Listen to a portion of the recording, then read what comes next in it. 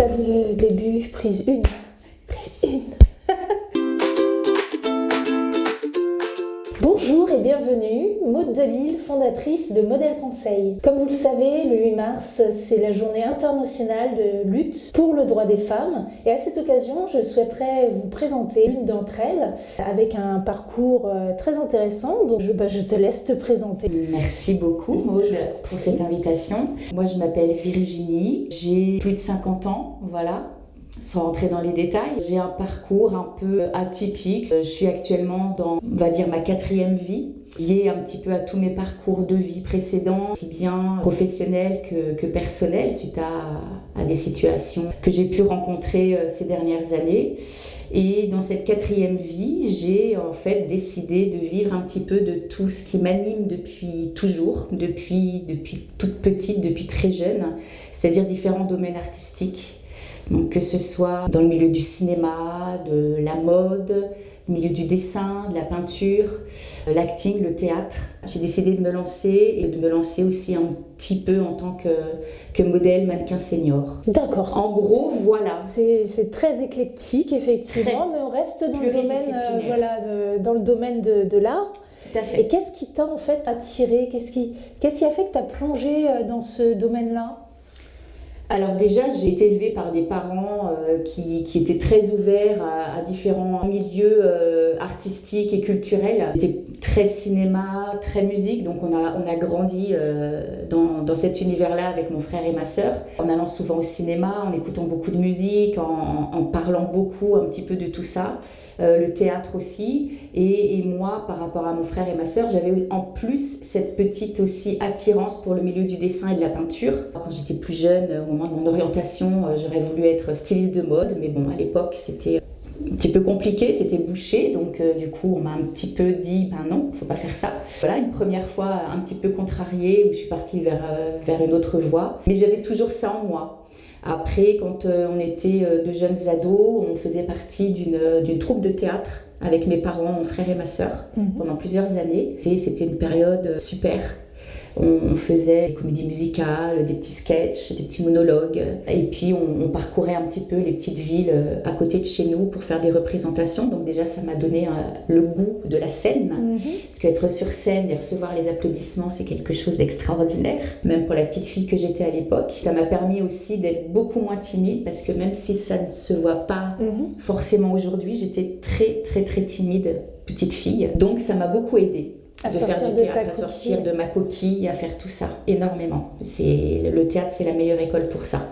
Et puis voilà, après, donc j'avais déjà tout ça un petit peu ancré en moi. Et puis bon, après, je suis partie dans une autre vie de conjointe, maman, etc. Et j'avais un petit peu laissé tomber. Et là, dans cette 4e vie, c'est ce que j'appelle ma 4e vie, je me suis dit, allez, je me lance. Si je ne le fais pas maintenant, je ne le ferai jamais. C'est beau. En plus, c'est une passion familiale, donc exactement. Ça se perpétue. Justement, comme tu as très jeune débuté dans ce domaine-là, est-ce que tu as vu une évolution de la place de la femme dans le théâtre? Dans le milieu du théâtre, alors bon, moi après j'ai pas continué, j'ai pas grandi, j'ai pas travaillé dans le milieu du théâtre. J'y suis un petit peu plus maintenant parce qu'aujourd'hui je fais partie de 2 compagnies de théâtre. C'est vrai que dans le théâtre, à purement parler, moi je connais très peu de femmes metteurs en scène de théâtre, donc je pense qu'il y a encore du travail à ce niveau-là. C'est pareil, je connais pas beaucoup il y en a bien évidemment, il y a des femmes qui, je pense à Yasmina Reza, enfin il y en a, il y a des femmes qui écrivent des pièces, mais elles sont pas encore assez nombreuses et on n'en parle pas beaucoup dans le milieu du théâtre. C'est un peu fermé peut-être. C'est encore difficile effectivement de se faire une place dans ce domaine-là. Est-ce qu'il y a des figures féminines en fait qui t'ont inspiré, qui justement peut-être dont tu t'es inspiré pour ta carrière professionnelle, aussi bien dans le théâtre que dans le cinéma, dans l'art? Inspirée, je dirais non, parce que ce serait beaucoup trop prétentieux de dire je me suis inspirée d'un tel ou d'une telle. Inspirée, non. Après, évidemment qu'il y a des femmes qui me fascinent, que j'admire, notamment les femmes dans le milieu artistique, mais c'est très éclectique, c'est très varié, et des femmes puissantes aussi. Je sais pas, ça peut aller de Cléopâtre, par exemple, en passant aussi par des femmes qui ont réussi à faire changer des choses, de Rosa Parks, Angela Davis, des femmes comme ça qui sont inspirantes. Dans le milieu du cinéma, moi je suis une grande admiratrice de Marilyn Monroe. beaucoup plus de la femme que de l'actrice, parce que quand on connaît un petit peu le parcours de Marilyn, on se rend compte qu'elle n'a rien à voir avec l'actrice que les hommes ont bien voulu faire d'elle. Oui, Elle ça, était loin d'être écervelée. Frida Kahlo, qui était une grande artiste peintre mexicaine, qui a un parcours super inspirant aussi. Madonna aussi, qui a fait beaucoup dans le milieu de la musique, de la pop, pour les femmes, qui s'est aussi beaucoup émancipée. Et des comédiennes comme Meryl Streep, comme Kate Winslet, qui m'inspirent beaucoup aussi. Ce serait difficile en fait d'en citer qu'une. Après, il y a aussi d'autres femmes. Là, je parlais par exemple de Simone Veil, qui a fait aussi évoluer des lois pour les femmes. On a aussi une grande figure historique comme Olympe de Gouges, qui a été une grande humaniste, qui s'est battue pour non seulement le droit des femmes, mais aussi qui se battait pour le droit des minorités, une justice sociale. Je ne sais même pas, à notre époque actuelle, quelle femme pourrait être l'équivalent de toutes ces fortes personnalités, en fait. C'est que maintenant, avec les réseaux sociaux, il y a tellement de femmes qui s'impliquent. Après, il y a une artiste, moi, que j'admire beaucoup, qui est un peu moins connue en France, qui s'appelle Janelle Monáe, qui est une artiste noire américaine, qui est chanteuse et comédienne. Je pense que c'est ma chanteuse préférée. Enfin, j'adore vraiment cette femme et cette artiste. C'est une... peut-être pas des premières, mais qui a osé dire qu'elle était pansexuelle. Et que dire de Gisèle Pellicot, qui a été un modèle incroyable de résilience, de calme. Cette histoire est incroyable aussi, bien sûr, on peut la nommer. De courage. N'importe qui aurait vécu ce qu'elle a vécu, se serait effondrée, elle est restée forte. Elle est restée elle restera une image, je pense, très inspirante. En tout cas, force à cette femme. Et toute mon admiration à Gisèle Pellicot. Malheureusement, là, on parle beaucoup du masculinisme. Est-ce que tu crois que ça aura une incidence professionnellement pour les femmes ? Alors, le masculinisme, moi, c'est un terme que j'ai appris assez récemment. Je pense que c'est un mouvement, enfin, je ne sais pas ce que tu en penses, mais qui est né il y a seulement quelques années. Moi, avant, j'en ai jamais entendu parler. Est-ce qu'il est né par rapport au féminisme qui grandit, qui évolue par rapport à tous ces mouvements de féminisme, les fémènes, etc. Du coup, il y a des mouvements qui se sont créés autour du masculinisme. Et je me suis quand même un petit peu renseignée, savoir ce que c'était que tout ça. Et ils sont assez dangereux, ces hommes-là. Ils n'aiment pas les femmes du tout. Du tout. C'est même plus que de la misogynie, je pense. Après, forcément, ça ne va pas arranger les choses concernant la place des femmes dans le milieu artistique, dans le milieu du théâtre, puisqu'on en parlait, ou même dans tous les autres univers artistiques possibles. Mais ce serait intéressant de discuter justement avec une personne qui fait partie de ce mouvement, qui est d'accord avec les idées partagées par le masculinisme et savoir pourquoi, savoir quel est leur objectif, qu'est-ce qu'ils veulent, est-ce qu'ils veulent anéantir les femmes, est-ce qu'ils veulent une vie, une société exclusivement masculine, enfin... C'est compliqué, mais en tout cas, c'est un peu dangereux et c'est pas évident pour les femmes. Moi, je trouve qu'il y a des choses quand même qui ont évolué et que les jeunes sont un peu plus respectueux des femmes et un peu plus féministes par rapport aux anciens de ma génération. Il y a encore du travail à faire, mais moi, j'ai envie de dire que je suis plutôt confiante en l'être humain et que ça va évoluer plutôt dans le bon sens.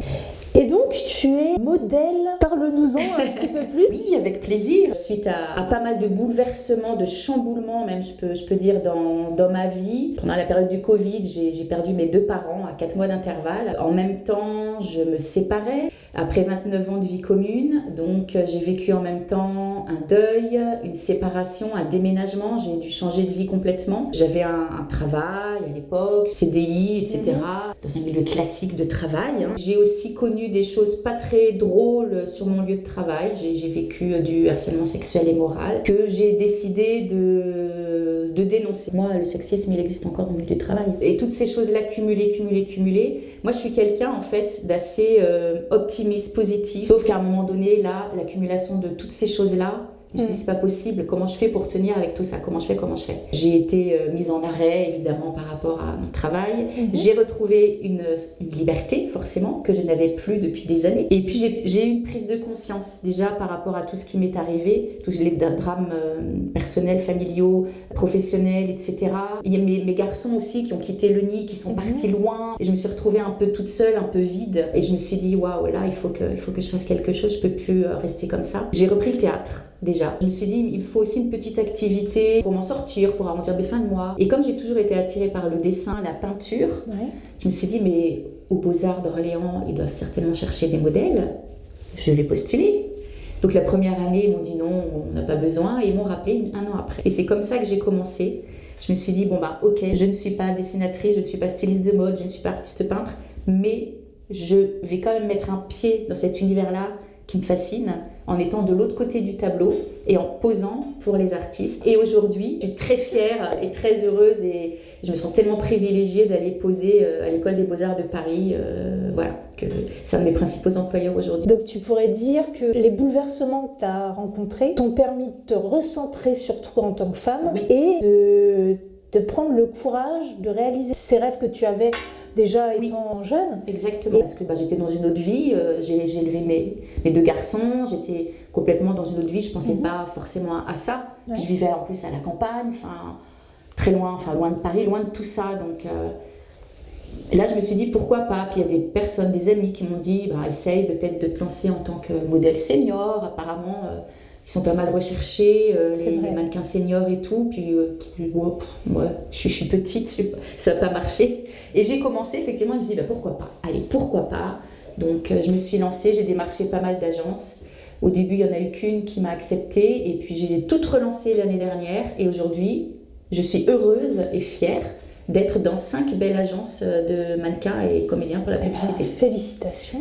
Comme quoi, voilà. toujours croire en ses rêves et rien lâcher. Ne rien lâcher jamais. En fait, ça t'a permis de t'écouter et c'est cette force qui est ressortie en fait. Et oui, c'est ça, c'est tout à fait ça. Je me suis beaucoup occupée des autres, je me suis un peu oubliée parce que voilà, j'étais dans ma vie de couple, ma vie de maman, etc. Puis j'ai laissé un petit peu mes passions, mes envies de côté. J'ai été par 2 fois contrariée parce que mes parents m'ont dit non, tu seras pas styliste de mode, c'est trop compliqué. Après, j'étais partie aussi, j'ai fait des études dans le tourisme et dans l'hôtellerie. Je voulais faire les saisons et partir un petit peu dans les villages vacances et tout. Une deuxième fois, mes parents m'ont dit non, c'est compliqué, trouve un CDI, c'est plus simple. Donc à 21 ans à nouveau, j'ai été mise sur une route qui n'était pas la mienne. Et voilà, à l'époque, il fallait écouter ses parents. Alors on était au début des années 90, il y avait le chômage, etc. On dit je choisis la sécurité, j'ai choisi la sécurité, mais je me suis beaucoup ennuyée dans mon premier boulot. Et puis maintenant, je me dis allez, c'est maintenant. Puis à 50 ans, si je le fais pas maintenant, je le ferai jamais. Et c'est très inspirant parce qu'il y a beaucoup de, c'est triste à dire, mais beaucoup de femmes qui se disent qu'à partir d'un certain âge, elles peuvent plus se lancer dans des choses. Ça, c'est la société qui nous fait croire ça. C'est ça, oui, tout à fait, parce qu'on a dépassé le rôle de mère et on est en fait dans ce carcan de rôle de mère. La société ne veut pas nous en faire sortir parce que ce serait avouer que en fait on n'est pas que des mères, on est des femmes, on a des besoins, on a des rêves, on a des désirs. Alors il y a une question qui me taraude. Ah, mais vas-y, je t'en prie. Comment en fait parce que ça ne doit pas être évident quand même de se mettre à nu devant des artistes. Puis là, on ne se met pas que à nu, on se met vraiment nu. Déjà, d'une part, c'est pour l'amour de l'art, le fait d'être une muse pour des dessinateurs et des peintres. Après, le fait de se mettre nu, c'est vrai que c'est pas évident, c'est pas facile. La première fois, ça n'a pas été facile. Je me souviens de mon tout premier cours, c'était dans la pénombre, c'était sur les jeux de lumière et tout était éteint. Je dis ça me va très bien. Les élèves qui étaient des cours d'adultes m'ont mis à l'aise. C'est un milieu en fait qui est hyper bienveillant. Alors évidemment il y a des débordements. Moi j'en ai pas connu beaucoup, mais pour discuter avec d'autres modèles vivants plus jeunes, il y a évidemment parfois des débordements. Et pour ce qui est la question de se mettre nu, voilà, il faut essayer de dépasser tout ça. Moi je sais que j'ai pas forcément de problème. C'est pas que j'ai pas des problèmes avec mon corps, je trouve pas mon corps parfait, loin de là, mais loin de là. Je me dis que on est né nu.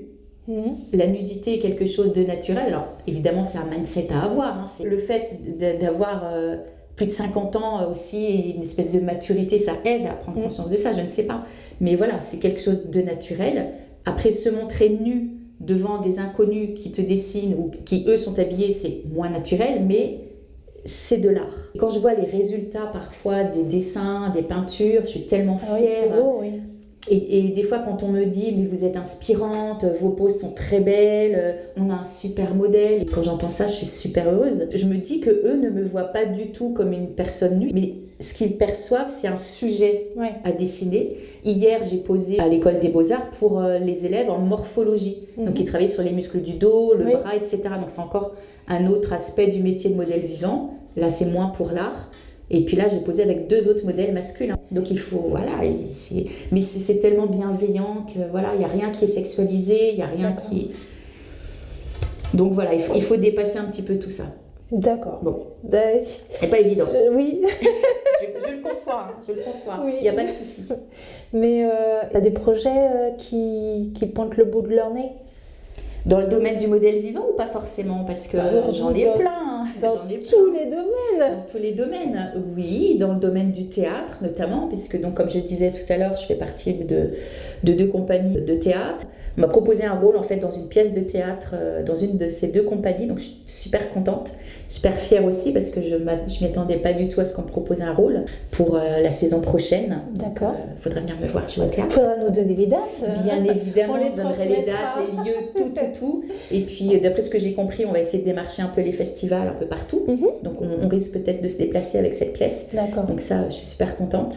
Et après, des petits projets aussi de courts-métrages avec une association de cinéma orléanaise, voilà, qu'on peut nommer, qui s'appelle Onifilm, voilà. Bonjour Onifilm. Coucou Onifilm. Et on m'a aussi très gentiment proposé un petit rôle dans un court-métrage qui va se tourner au mois de juin. Après, des projets de shooting photo aussi, en attente, parce que je suis aussi modèle photo. Oui. D'ailleurs, tu as été un des modèles. Mais oui, c'est vrai. C'est un super shooting. Je vous laisse regarder les photos qui sont présentées sur le site internet ou sur le compte Instagram de Modèle Conseil. Les photos sont magnifiques. En plus, c'est avec l'œil de Joss. Je vous laisse aussi aller voir son Instagram. Il fait des photos fantastiques. Le jeu de lumière est incroyable. Elles sont très belles ces photos. Elles sont très belles. Merci l'œil de Joss. On te fait un salut. Mais c'était un plaisir de faire ce shooting. Et puis moi, j'adore ça. En fait, par rapport à tous ces domaines artistiques, j'ai l'impression pour la première fois de ma vie de me sentir à ma place. Je suis à l'aise dans tous ces domaines-là et je me sens enfin à ma place. Et on a oublié d'évoquer aussi le fait que j'ai également une formation de comédienne voix off. Ah oui. Ah oui. J'ai pas encore eu l'occasion de rencontrer justement des comédiennes voix off et c'est quelque chose qui m'intrigue. Ça m'intéresserait de savoir comment t'en es arrivée là et en fait qu'est-ce que tu as fait comme projet dans ce domaine-là?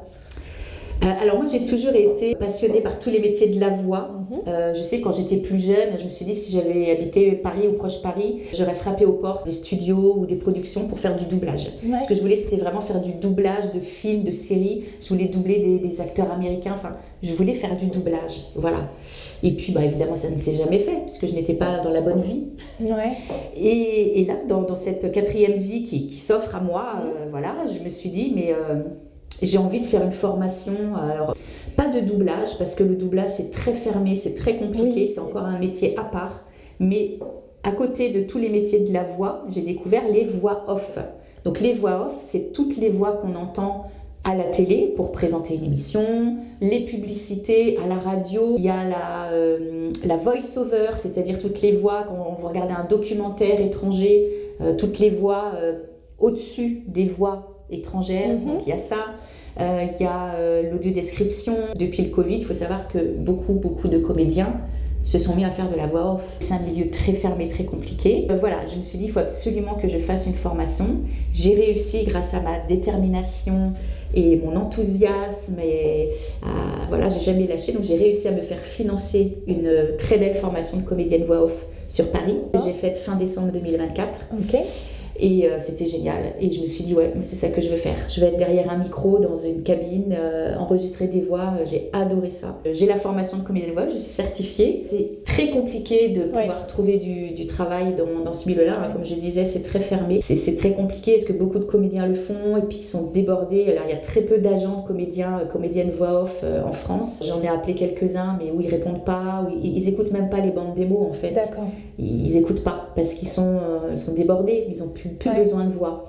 Donc c'est compliqué, je ne désespère pas, je continue malgré tout. Après il y en a beaucoup qui sont à leur compte, qui ont un petit studio chez eux qui sont auto-entrepreneurs et qui démarrent les studios, qui font du livre audio, des choses comme ça. Moi, j'ai pas de studio chez moi parce que j'habite proche Paris et je me dis que le plus simple, c'est d'aller enregistrer dans un studio à Paris. Plutôt que d'investir dans du matériel. Exactement. Mais voilà, dès que je vois passer un casting comédienne voix off qui me correspond, je postule.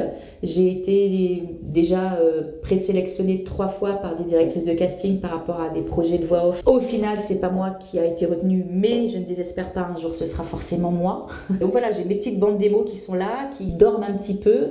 Mais je désespère pas un jour de faire un beau projet avec ça. La recruteuse m'a dit le fait que vous soyez voix off, c'est un plus. Oui. J'ai été retenue en tant que comédienne pour enregistrer des modules d'e-learning pour une société de bien-être au travail, pour des petits modules RH. Le fait d'avoir une bonne articulation, une bonne élocution, ça m'a beaucoup aidée. Et puis j'ai lu sur un prompteur et j'ai enregistré ça pendant toute une journée. J'ai adoré ça, c'était génial. Un personnage, c'est plusieurs éléments de l'image. La voix, ça donne une personnalité en fait au personnage. Ouais. Comment tu te prépares? Alors déjà, pour éviter les bruits de bouche et tout ça, il faut avoir de l'eau, bien souvent, des pommes, manger des pommes. Il faut pas manger de tout. Le café, il faut éviter, des choses comme ça. Il faut être bien, dans de bonnes conditions, bien installé. Ça dépend si c'est pour un livre audio, ça dure très longtemps, c'est très long. Faire des articulations, ce qu'on appelle les virelangues, pour essayer d'articuler comme il faut. Bien souvent, il y a une direction artistique. Donc on a la DA qui nous dirige quand même un petit peu, qui nous dit oui ça va, non ça va pas, non là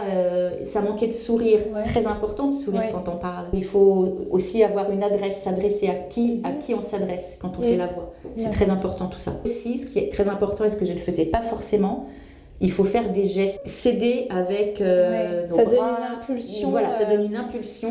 Et c'est pour ça que le métier s'appelle comédien ou comédienne voix off. Parce que le fait d'être comédien, ça aide beaucoup. On ne peut pas simplement faire de la voix off sans faire du théâtre, On peut, mais c'est beaucoup plus difficile. Mais c'est un jeu aussi. C'est beaucoup plus difficile. Et on t'a déjà demandé de faire des voix particulières, de moduler ta voix? Non. Je sais que je peux moduler ma voix. Je peux faire des voix de petite fille, des voix, je peux la moduler, des accents, des choses comme ça.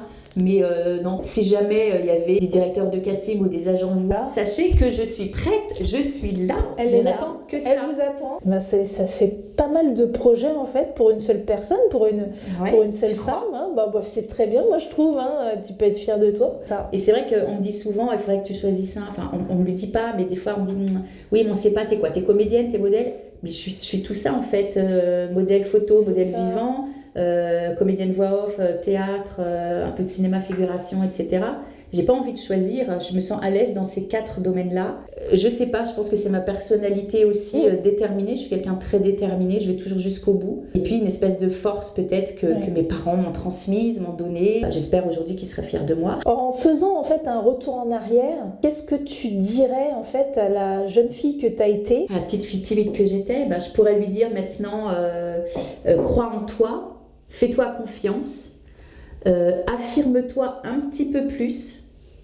Ose dire non. Oui, le non effectivement est très très important. Enfin, c'est de la base en fait. Il faut dire non et ça s'apprend jeune. Après, c'est pas évident quand c'est pas dans notre nature, quand c'est pas dans notre caractère, mais c'est la base. Il faut savoir respecter notre non et surtout une chose que je ne supporte pas non plus, c'est d'insister. Une fois qu'on a dit non, c'est non. Ça me met très mal à l'aise quand une personne insiste, quand un homme insiste. Ils insistent après un deuxième non, non, je peux pas, oui, mais si, mais t'es sûr, fais un effort, machin. Et du coup, ils nous amènent à faire quelque chose qu'on n'avait pas envie de faire au départ, si on change d'avis. Et qu'on n'a pas envie de faire. N'insistez pas si on dit dit non. Le fait juste pour être tranquille. Voilà. Si on dit non, pourquoi la personne va essayer de nous faire changer d'avis? Ça veut dire qu'on va faire quelque chose qu'on n'a pas envie de faire. Donc, il ne faut pas insister. Très important. Oui. Ah oui, très important. En tant que femme, on a toujours tendance à vouloir faire plaisir aux autres. C'est le côté très maternel. Et on a peur de dire non. Il faut de temps en temps en fait s'affirmer. On a du mal à s'affirmer et il faut dire non. Mais voilà, en gros, ce que je lui dirais, ose, sois audacieuse. Et fais-toi confiance et tu verras qu'un jour tu vas y arriver. Et sur ces mots, je te remercie en tout cas d'avoir c'est moi qui te remercie d'avoir pensé à moi. Ton parcours. Si vous voulez suivre Virginie Deplanque Je vous mets mon Mon contact Instagram. en description et ben, je vous invite à vous abonner pour voir tous ces nouveaux projets. Avec grand plaisir, vous ne voir serez pas leur déçus. concrétisation. Il y a de magnifiques images, les dessins de nus sont magnifiques. Oui. Bravo aux artistes aussi. Et ben, avec plaisir, je te reçois une prochaine fois pour voir l'évolution de tes Exactement, prochains et peut-être que projets. tu seras aussi une de mes invitées parce que j'organise, je ne sais pas si on en a parlé, j'organise aussi des lives Oui, sur mon Instagram effectivement. avec les artistes un petit peu de mon compte qui me suivent ou que je suis dans différents domaines, modèle vivant, acting, mode, mannequinat, etc. Donc si vous voulez participer à un des lives, ce matin j'ai eu un petit message pour me dire j'aimerais bien faire une interview avec vous. Je dis avec plaisir, donc peut-être que tu seras avec plaisir. une de Moi mes invitées, je te renvoie la balle. Voilà, je prends l'invitation et puis on se redit ça. Il se passe beaucoup de choses sur mon compte en tout cas et c'est vivant et c'est ça que j'aime. Eh bien, sur ce, je vous souhaite une bonne journée et on se dit à bientôt pour un prochain profil de femmes exceptionnelles que je vous diffuserai également sur le réseau. Au revoir. Au revoir, à bientôt. Salut.